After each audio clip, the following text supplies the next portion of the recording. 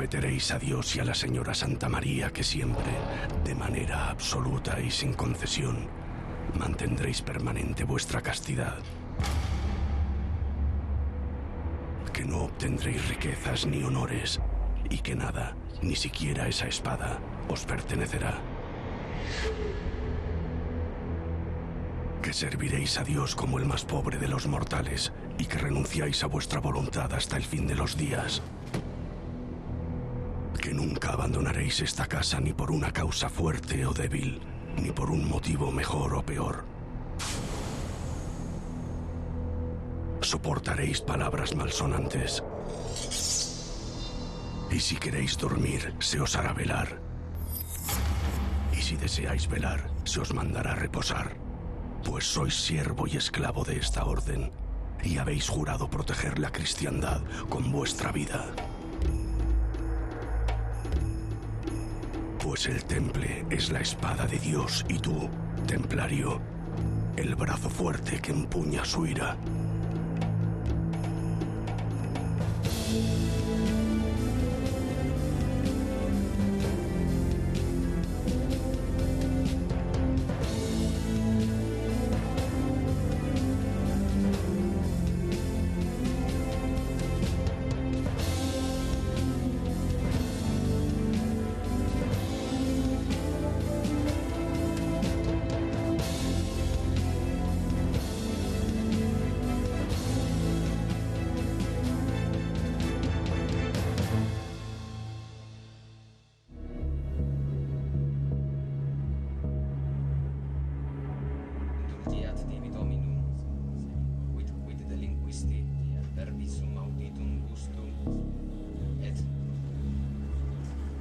No es la lepra, ni la peste. Es otro mal aún peor el que infecta esas heridas. Una maldición que corrompe y gangrena las extremidades de todos por igual. De nobles, vasallos, de ricos y de pobres. Un castigo divino llamado Fuego de San Antonio, que solo cura con la peregrinación a los santos lugares de Santiago y Jerusalén.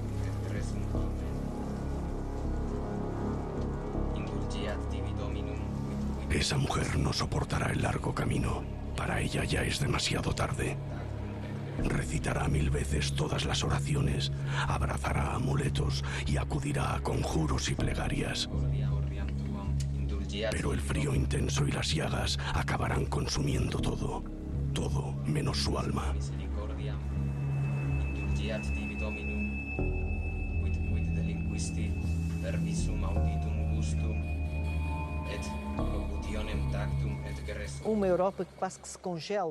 Más que llamarlo Baja Edad Media, podríamos llamarlo el amanecer de la civilización cristiana. A finales del siglo XI lo que nos encontramos es con una sociedad que está medianamente feudalizada.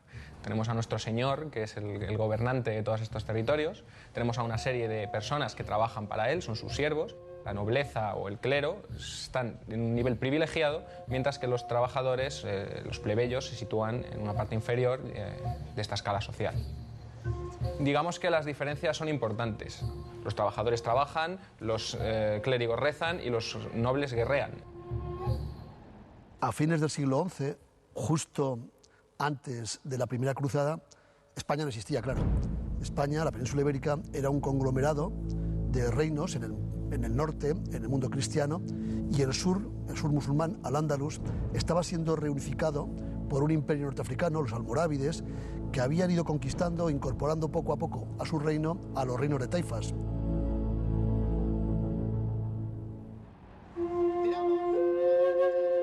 No, tú no eres el señor más rico ni el más poderoso de estas comarcas. La cosecha no ha sido precisamente la más celebrada de los últimos años y las incursiones del enemigo musulmán son cada vez más desvergonzadas. Los diezmos son cada vez más escasos y la enfermedad devora el que pronto será el cadáver de tu esposa. No, señor de Verdún, tú ya no puedes garantizar el futuro de todos tus hijos varones. En la Edad Media, en un señorío feudal, lo habitual era que las propiedades, la mayor parte de las propiedades, las heredara el hijo mayor, el hijo primogénito. El tercer hijo casi siempre era entregado o bien a un monasterio o bien a una abadía para que fuera educado en la disciplina eclesiástica. Hartal es el más joven. Hoy le dirás lo importante que es para ti. Le hablarás del valor, del honor y del significado de vuestro apellido. Tratarás de explicarle por qué su madre no llegará a superar esa enfermedad y por qué uno de sus hermanos, y no él, será quien herede tu castillo. Le harás saber que, a pesar de lo mucho que te ha costado tomar esta decisión, hoy mismo negociarás su futuro con una delegación de monjes y que mañana, al alba, partirá con ellos para ingresar en un convento.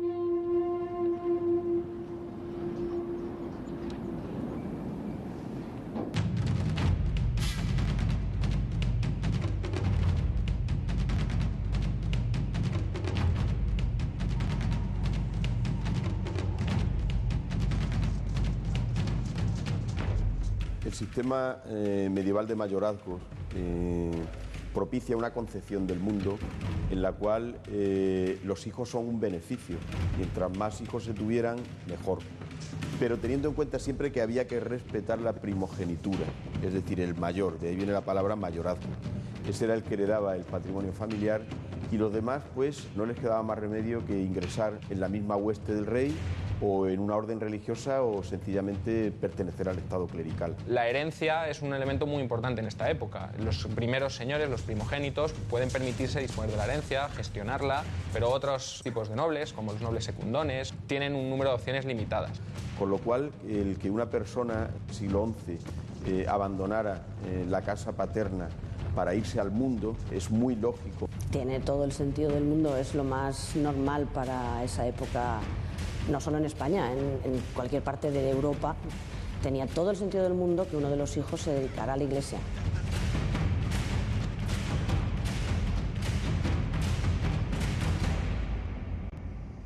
En esta época la Iglesia y todos los monasterios eran casi un Estado dentro del Estado. Entonces tenía su propia jerarquía, tenían sus propias normas y tenían una serie de propiedades que les aportaban grandes beneficios. Era muy habitual en esta época que hubiera acuerdos entre un señor para que su hija o alguno de sus hijos se quedara dentro de la congregación y se entregara algún tipo de propiedad para que con ese dinero pues, se pudiera mantener esa persona. Desde luego es un beneficio para todos. El noble va a encontrar sustento, va a encontrar una ocupación para su vida. El gran señor se va a estar librando de un problema que le puede suponer de cara al futuro el tener un hijo desocupado. Y la orden religiosa ya está ganando privilegios en la medida en que para que este noble entre dentro de la orden, el gran señor debe realizar una donación o entregar algún tipo de regalo, entre comillas, que la orden acepte para cuidar de este tercer hijo.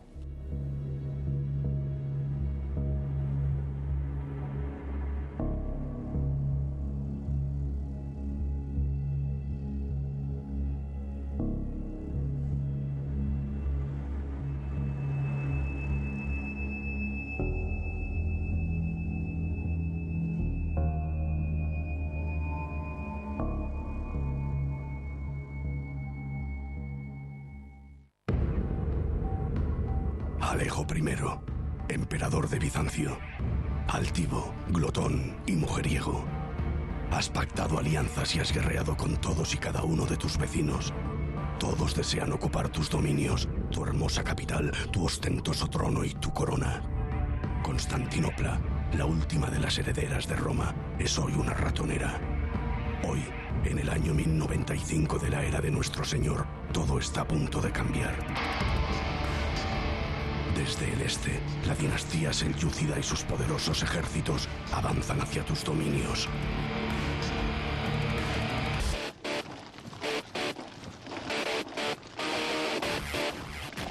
No tienes suficientes soldados para hacer frente a esta bestia. Esta vez, las cruces no podrán frenar a quienes portan el Corán en sus manos. Hoy escribirás una carta, se la enviarás al poderoso Papa de Occidente, le pedirás ayuda en nombre de toda la cristiandad y rezarás. Rezarás porque aparezca un gigantesco ejército de valientes cristianos dispuestos a plantar cara a esta amenaza. O porque un rayo caiga de los cielos y envíe a todos esos sarracenos directamente al infierno. Tu mensaje recorrerá Europa. Y aunque tú no llegues a saberlo nunca, esa maldita carta provocará una guerra eterna. Las cruzadas.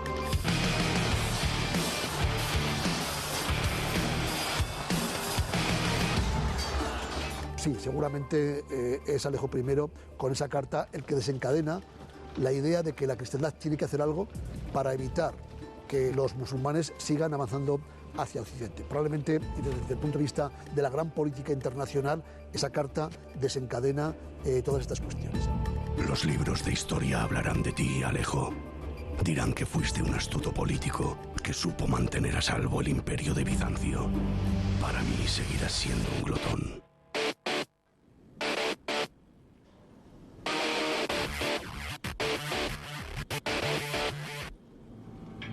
Antes de la carta de Alejo I hay una serie de movimientos que propugnan la unidad del mundo cristiano contra el Islam.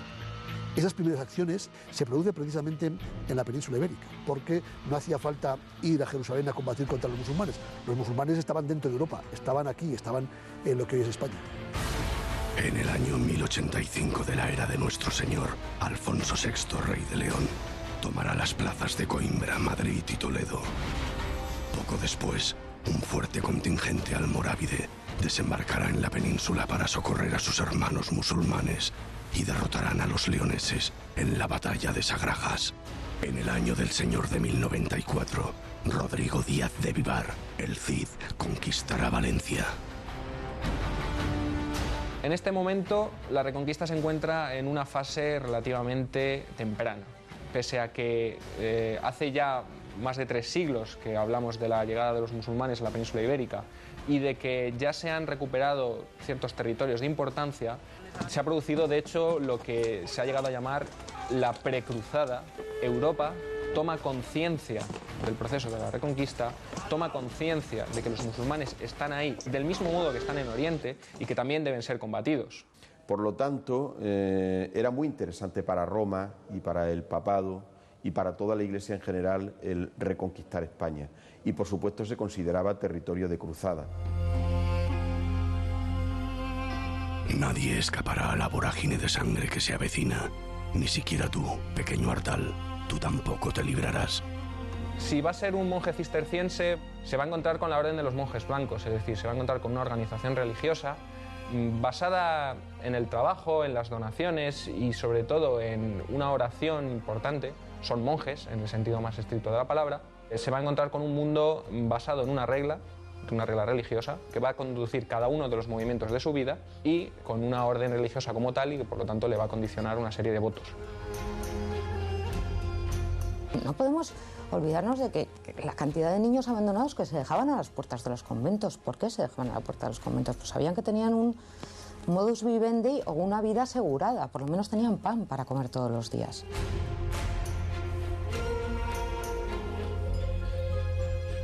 La regla de San Benito recoge la posibilidad de que al monasterio puedan llegar, los padres puedan ofrecer a sus hijos para ser monjes, ¿no?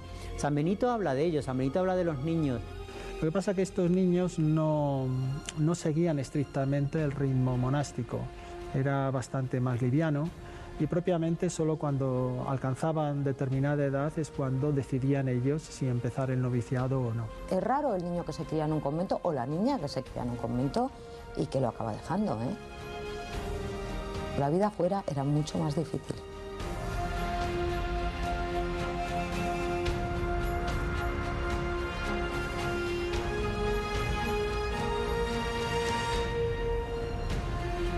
Fíate de esos monjes, Ardal. Ellos harán de ti un hombre sabio y temeroso de Dios. Te enseñarán a orar y a vivir del trabajo de tus manos, pues la ociosidad es enemiga del alma. Rezarás 8 veces al día y comerás 1. Y no sentirás necesidad de salir de este monasterio. Eso no conviene de forma alguna a tu alma. Jurarás obediencia al abad y a tus hermanos. Prometerás ante la señora Santa María que siempre, de manera absoluta y sin concesión, mantendrás permanente tu castidad y que servirás a Dios como monje y como el más pobre de los mortales.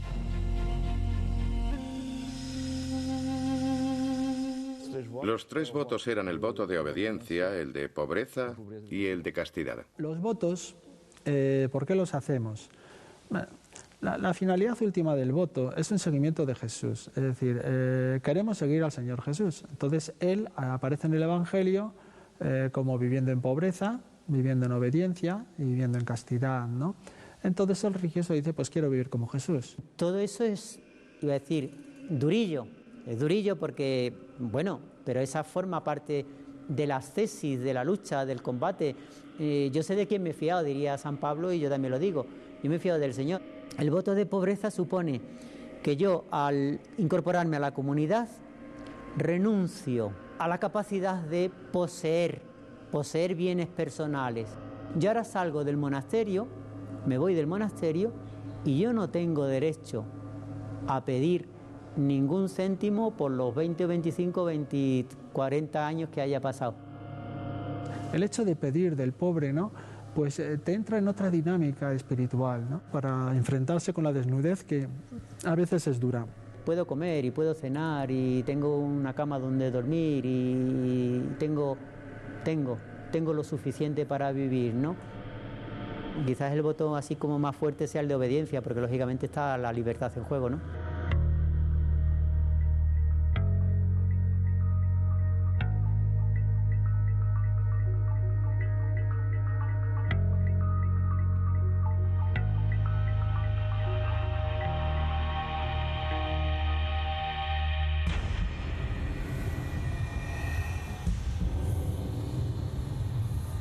La idea de unir a todas las naciones cristianas de Europa bajo un único estandarte lleva ya demasiado tiempo rondando tu cabeza.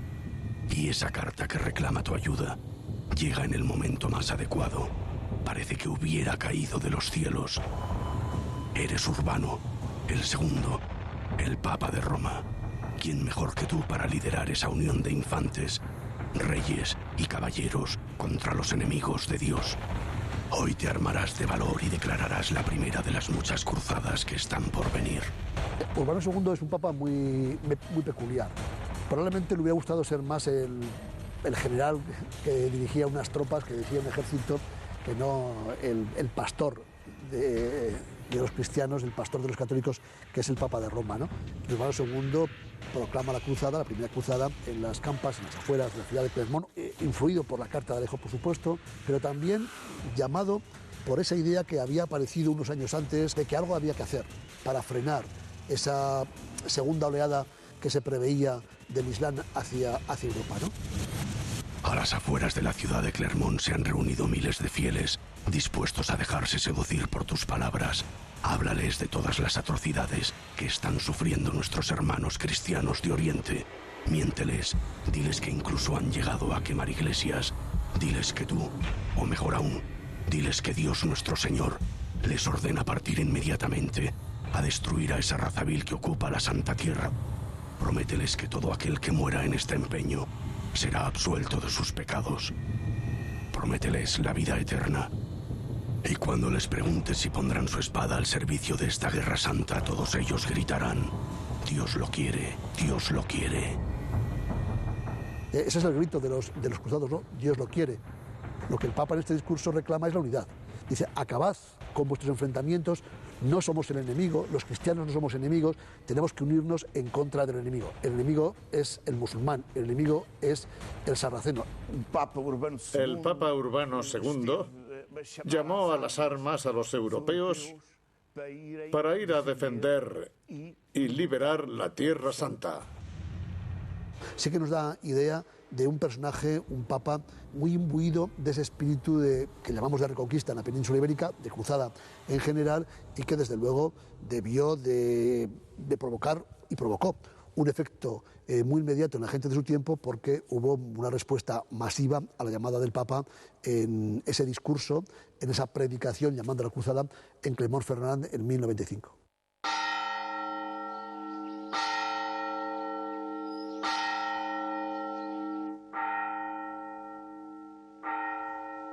Despierta, Artal, tocan a maitines. Y no puedes llegar tarde. Para mantener el estricto orden que ha de regir este monasterio, hemos de seguir al pie de la letra cada uno de los 73 capítulos de la regla de San Benito. Apréndetela. Ella te dirá cuándo has de orar, cuándo trabajar y cuándo reposar.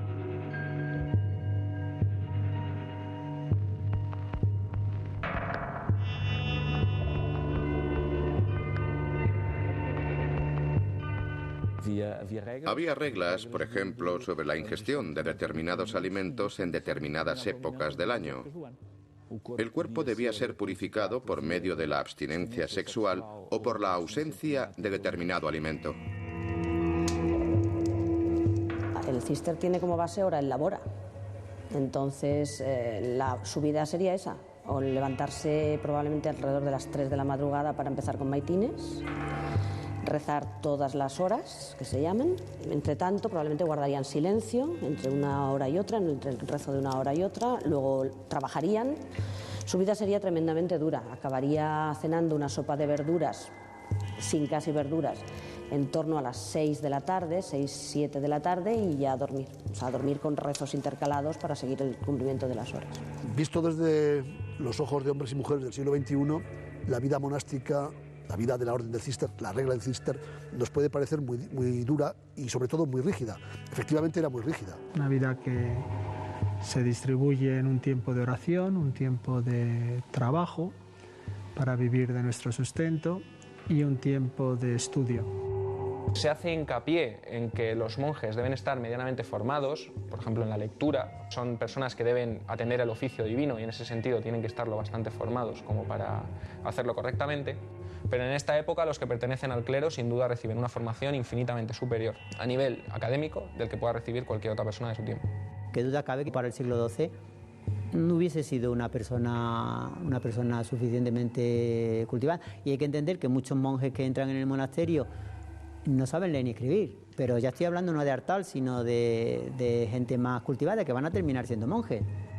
El 99% de la población era analfabeta total, con lo cual hablamos de un porcentaje de un 1%. Me parece que Artal venía además de un contexto social un poquito más cuidado, no es siervo de la gleba, pero qué duda cabe que un chaval atendido en un ambiente un poco cultivado de orden, de lectura, aunque no entendiera, pero que se le va enseñando y va aprendiendo. Pero la educación no terminaba nunca. Según las capacidades de la persona, se podía ir ascendiendo y convertirse pues, desde un hombre de ciencias que conociera un tratado antiguo de farmacopea hasta un especialista en las Sagradas Escrituras, un miniaturista o un copista sencillamente de libros.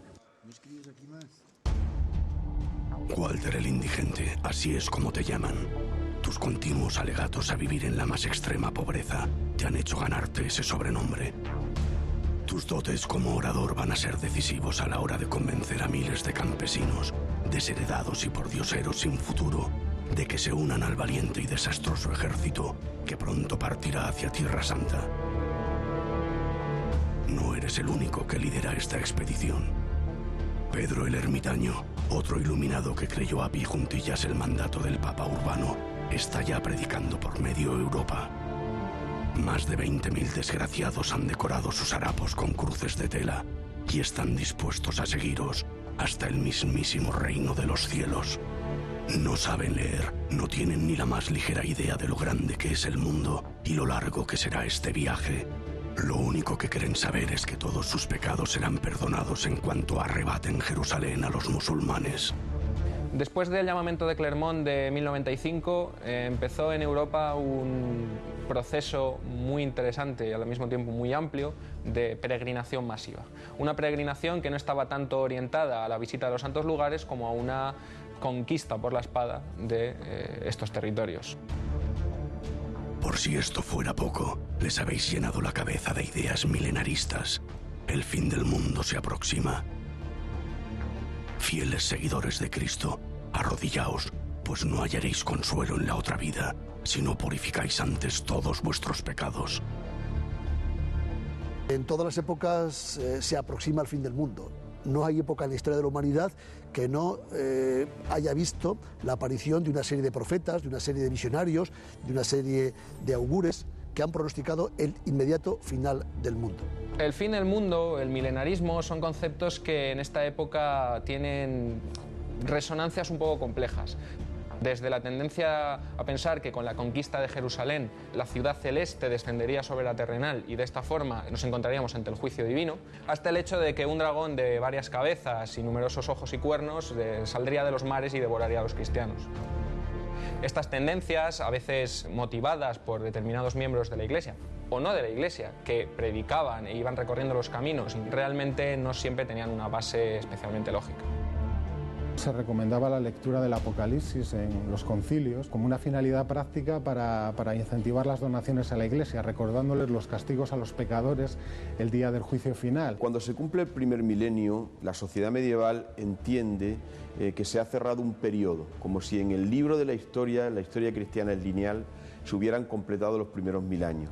Entonces se prefigura algo que estaba ya en el Antiguo Testamento, en la Sagrada Escritura, que dice: 1000 años en tu presencia son como un ayer que pasó. Es uno de los salmos de los libros que se leían habitualmente en los monasterios y en las iglesias. Con lo cual, cuando la gente entendió que cronológicamente se cumplía un siglo, era lógico pensar que el tiempo de este mundo se terminaba y que empezaba ya el tiempo de la eternidad. Además de esto, hay una especie de profecía, o se interpretaba como una profecía, las palabras de Jesucristo antes de ascender a los cielos: id por todo el mundo y predicad el Evangelio hasta el fin de la tierra. Entendieron el fin de la tierra de una manera física, igual que los 1000 años de una manera cronológica. Entre esos individuos que asumieron de manera literal el mensaje estaban los que nada tenían que perder, es decir, aquellos que esperaban que el fin de los tiempos, que la tradición, por lo menos las tradiciones apocalípticas, decían que vendría acompañado del gobierno de Cristo durante un milenio, aquí mismo en la tierra, sería el momento, digamos, de resarcimiento de los pobres, sería el momento en que esos pobres, esos humillados, esos marginados, gobernarían con Cristo frente a los que injustamente los habían tratado. Entre estos individuos estaba el famoso Pedro el ermitaño.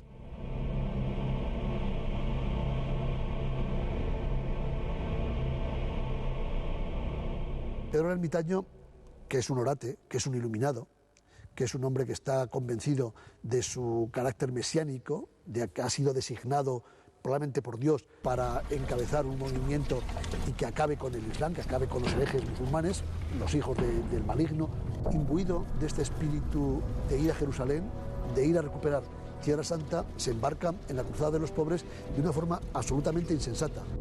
Aquella gran cruzada se sirvió de la ignorancia de la gente, les ofrecía unas posibilidades que no eran reales. Y muchísima gente se apuntaba a las cruzadas para expiar sus pecados. Cualquier persona carente de estudios, carente de conocimientos, que no ha sido escolarizada nunca, podría creerse cualquiera de estas teorías y pensar que va a llegar. Esto, desde luego, es uno de los grandes componentes del milenarismo y que motiva los movimientos cruzadistas y que motiva las peregrinaciones. Se mezclaron, por lo tanto, muchas cosas. Se mezcló el fanatismo, se mezcló el crecimiento de la población, el hecho de que en España la Reconquista, que también se consideraba cruzada, estaba muy avanzada. Era gente mal preparada. Aunque tuvieran mucha fe, no tenían instrucción militar, ni siquiera poseían la caridad cristiana que los movía a ir a liberar la Tierra Santa. Hicieron grandes fechorías, cometieron enormes crímenes y acabaron por ser diezmados en el camino hacia Jerusalén. Llegaréis a Constantinopla, cruzaréis el Bósforo y allí, cerca de la ciudad de Nicea, el ejército selyúcida os exterminará a todos. Las mujeres serán enviadas a los harenes y los niños a los mercados de esclavos. Se puede decir que Pedro el ermitaño es una criatura papal, pero que se le fue de las manos al Papa, ¿no? Eso sería un poco quizá la definición que mejor le podría corresponder. Recordad las palabras del Apocalipsis. Vi las almas de los que habían sido degollados, y a cada uno le fue entregada una vestidura blanca. Los cistercienses visten de blanco. adoptan el hábito blanco como un símbolo de pureza, como un símbolo también de pobreza, pero a la vez como un símbolo que representa la luz de Dios, que es una luz blanca, que es una luz que no tiene color. El llevar ropas de colores como el púrpura, como el azul o el amarillo, implica el uso de unos tintes que, además de ser muy caros, son simbólicos, representan el poder, la nobleza. Estos trapos son lo más anacrónico que llevamos, porque son del siglo X, XI, XII, lo más anacrónico. Pero a mí me facilita un montón, que yo cuando me levanto por la mañana no tengo que pensar qué pantalones me pongo, qué zapatos me coloco, qué camiseta con de estos colores o de otro color. Los cenobios los monasterios no eran lugares aburridos en absoluto, tenían una actividad impresionante. O sea, allí había actividad todo el día, la gente no estaba aburrida en absoluto, los que estaban estudiando estaban en la biblioteca, los que estaban escribiendo códices estaban miniando con pinturas, los que estaban en el huerto estaban trabajando.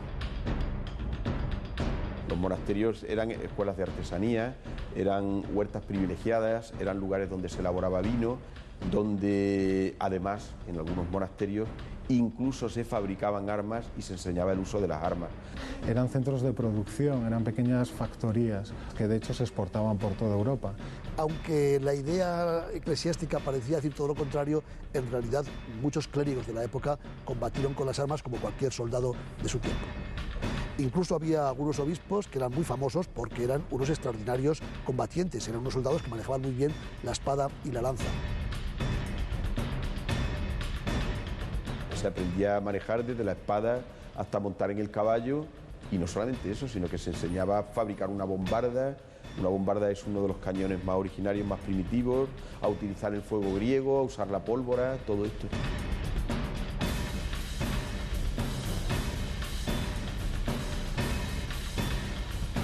En la Edad Media un combatiente que no estuviera entrenado, que no hubiera ensayado golpes de hacha, golpes de maza, cargas de caballería, el manejo de la espada, en una batalla estaba perdido. En una batalla en la Edad Media hay muy pocas oportunidades.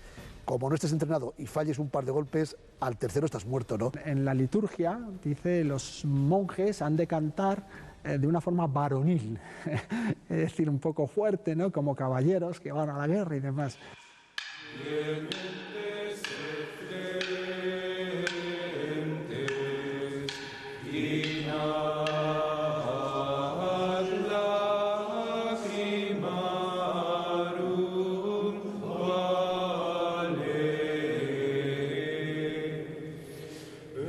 La cruzada de Walter el Indigente y Pedro el Ermitaño no ha sido en balde. Los príncipes europeos se han unido al frente de poderosos ejércitos y no tardarán en llegar a Tierra Santa. Cientos de caballeros se unen a la cruzada promulgada por el Papa Urbano. Hubo jefes de ejércitos organizados, ejércitos feudales que decidieron seguir los pasos de Pedro el Ermitaño. Pasarán Antioquía y Edesa a fuego y sangre. Y tú, Pedro, tú que sobreviviste a Nicea, tendrás el honor de bendecir desde el mismo Monte de los Olivos la carnicería que esta misma noche inundará de sangre las calles de Jerusalén. Como decimos en castellano, el capitán Araña hace que los demás se embarquen, pero él se queda en tierra, ¿no? Pedro el Ermitaño sobrevive, claro.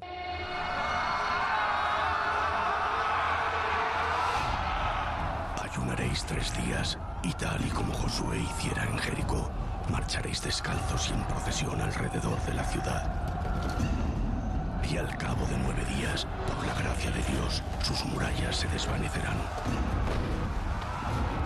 Construiréis poderosos arietes y torres de asalto.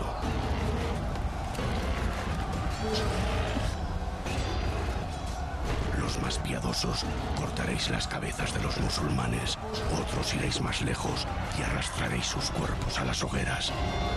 Las calles y plazas de Jerusalén se llenarán de manos y pies cortados y se derramará tanta sangre que los cadáveres flotarán en ella. Jerusalén, el destino de la primera cruzada, el objetivo fundamental de los cruzados, se conquista el 15 de julio del año 1099. Durante 3 días y 3 noches quemaréis sinagogas y mezquitas. Los más cobardes mataréis a ancianos, a niños y a mujeres. Los más soberbios os colocaréis coronas de oro en el mismo lugar en el que Cristo portó una de espinas.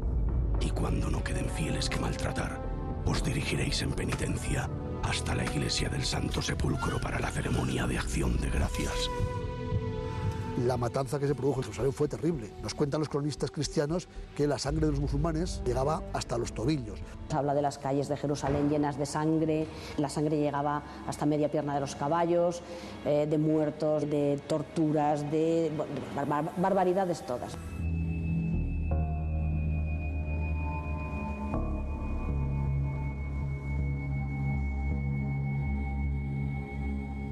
La resolución de las cruzadas es muy triste en todos los sentidos. Representa uno de los grandes fracasos de la humanidad. Desde Roma te mantendrás al corriente del avance de tu guerra santa, la primera de las muchas que están por venir. Pero tú, Urbano, tú morirás 14 días antes de la batalla de Jerusalén. Nunca sabrás si la Tierra Santa llegó a ser liberada. Y yo tampoco te lo diré.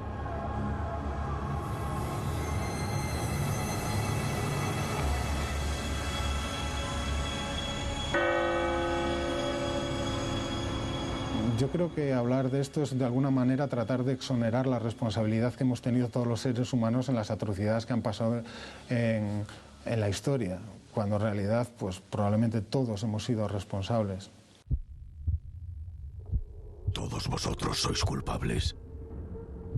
Los emperadores avariciosos que desatan la ira de sus ejércitos, los papas que promulgan guerras, los huérfanos, los indigentes y los ermitaños. Pues por vuestra culpa nacerá un ejército de caballeros condenadamente creyentes a los que llamaréis templarios. Y ellos os harán recordar cada una de las palabras del Apocalipsis. Oí una voz que decía: ven y mira, y miré. Y he aquí un caballo blanco, y al que lo montaba le fue entregada una corona. Ven y mira, y miré. Y salió otro caballo, y al que lo montaba se le dio el poder de quitar la paz de la tierra. Ven y mira, y miré. Y he aquí un caballo negro, y el que lo montaba tenía una balanza en la mano. Ven y mira, y miré. Y he aquí otro caballo, y el que lo montaba tenía por nombre Muerte. Y los reyes de la tierra y todos sus siervos se escondieron, porque el gran día de su ira ha llegado. Se hacen barbaridades, se hacen cosas que han estado mal, se han hecho, se siguen haciendo, pero el reto nuestro es pararnos un poquito, entrar en el corazón humano y mirar las cosas también con una benevolencia y una misericordia, ¿no? Que es precisamente la del Evangelio. Y si hay desmanes, pues intentar señalarlos con el dedo y decir eso, ese no es el camino. No toméis la vida de otra persona, Dios la ha declarado sagrada. Estas son las palabras del profeta Mohammed. En el nombre de Alá, el compasivo, el misericordioso, a ti solo sirven y a ti solo imploran ayuda. ¿Por qué has creado un enemigo como este? ¿Por qué les envías esas abominables cruces rojas y esos demonios de ojos azules que solo saben matar? Tú, el Todopoderoso, diles, ¿cómo podrá el Islam perdonar esta afrenta? ¿Cómo harán para olvidar? Pronto anochecerá, vosotros debéis orar, y nosotros también.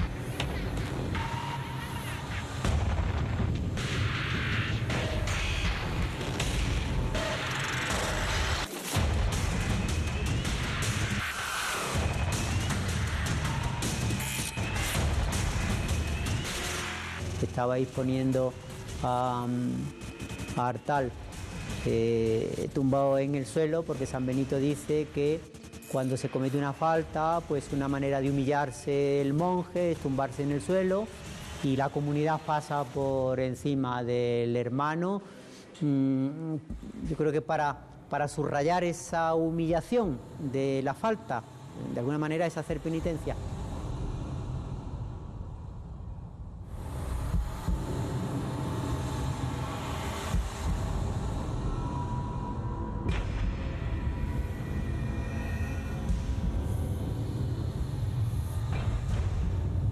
Yo en mi etapa de maestro de novicios, una cosa que me solían decir bastante los jóvenes cuando entraban, pues al cabo de un año, decían, pero si yo no era así. Digo, ¿cómo que no eras así? Claro que eras así, pero no te habían puesto en la ocasión de descubrir eso que eres realmente, ¿no? Y claro, cuando uno va descubriendo eso que es realmente, pues tiene que afrontarlo. No puede justificarlo ni puede huir sin más, ¿no? Tiene que afrontarlo. Entonces, en ese sentido, es una batalla, ¿no? La batalla del propio corazón, pero que tiene una gran recompensa.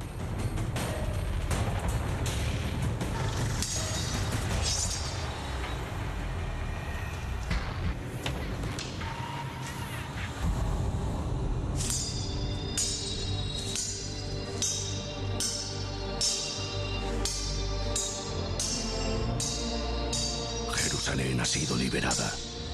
La cristiandad es ya dueña de la misma tierra que Jesucristo convirtió en santa. Pero he de advertirte, pequeño Artal, los enemigos son numerosos. Afilan ya sus colmillos, con ojos embarrados en sangre, y pronto alzarán sus garras hacia el reino de Jerusalén. No necesitamos más monjes, ya tenemos demasiados. Necesitaremos caballeros puros, que no duden en el momento de entregarse a la orden del templo y que no teman derramar su sangre por Cristo. Para nosotros, hombres del siglo XXI, es muy difícil entender el sentido de una orden militar de la Edad Media. Es muy difícil. Las órdenes militares surgen por derivación de las grandes órdenes religiosas y surgen en torno a una idea que es ora et labora, es decir, trabajo y oración. El ora et labora, en este caso, el laborar de la orden militar es defender y luchar por la cristiandad. Por lo cual, el miembro de una orden militar, que no deja de ser un religioso y que muchos de ellos pertenecían al estado clerical, en vez de trabajar el campo o dedicarse a la agricultura o a copiar libros, pues se dedicaba a aprender el manejo de las armas y cuando llegaba su momento a ir a la guerra.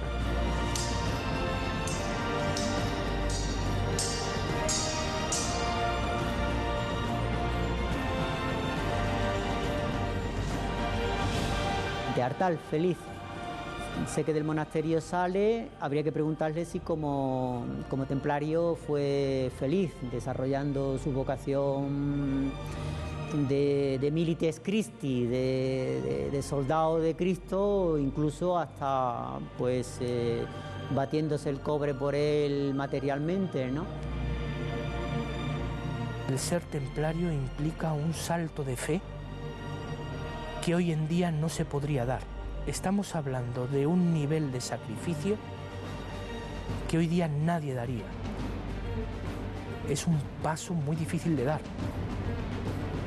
Un templario consagraba su vida a un propósito que trascendía lo dispuesto en la tierra. Fíjate con lo duro que suena y a la vez lo bonito que es. Renunciabas a tu vida, a tu propio destino, a tener descendencia, a tener posesiones, y te entregabas por tu propia convicción a un propósito mayor que el que te podía ofrecer la humanidad, que era servir a Dios.